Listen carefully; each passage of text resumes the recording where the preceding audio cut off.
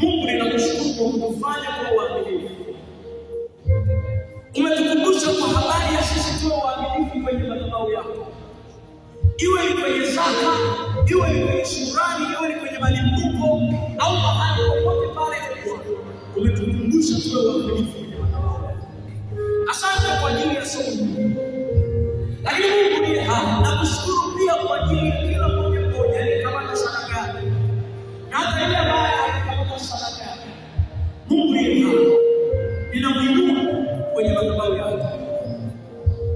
Ninamuinua kwenye madhabahu yako. Nikiomba msamaha kwa ajili yake na maisha yake. Yawezekana amefanya kwa uaminifu na wakati mwingine hajafanya kwa uaminifu. Ninaomba msamaha. Ninaomba msamaha. Ninaomba msamaha.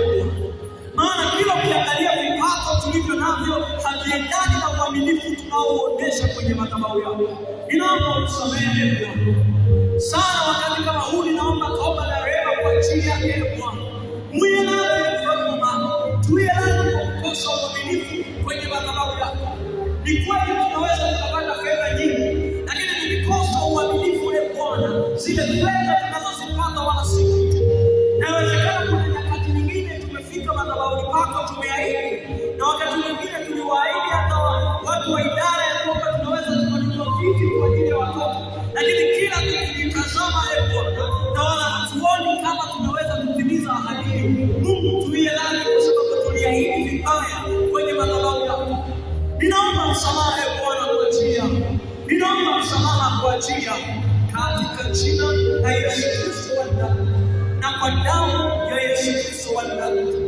Lakini Mungu mwenyezi yote sana kwa Mungu. Ninaomba ruhusu nguvu ya Roho Mtakatifu ingie ndani yako kwa kuwafundisha juu ya uaminifu. Juu ya uaminifu. Juu ya uaminifu. Roho Mtakatifu. Roho Mtakatifu. Roho Mtakatifu. Roho Mtakatifu. Roho Mtakatifu. Inakuungamanisha na madhabahu hii ya nyumba. Inawaungamanisha na watu wote wanaokufuatilia kwa njia ya mtandao na wale walioko mahali hapo Bwana. Wote ninawaungamanisha kwenye madhabahu yako. Roho Mtakatifu ingia ndani yetu Bwana na uanze kutufundisha namna tutakavyotembea kwa uaminifu. Unaweza kuruhusu tu moyo wako Roho Mtakatifu ni mwaminifu. Kuna vingine ukitazama watoto wako hauoni matokeo, na nikwambie kuna sehemu imepungukiwa kwenye uaminifu. Roho Mtakatifu ni mwaminifu sana, wala usizuie kinywa chako.